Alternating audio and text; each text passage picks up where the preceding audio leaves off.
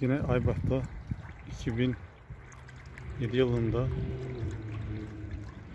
yapılan çeşme.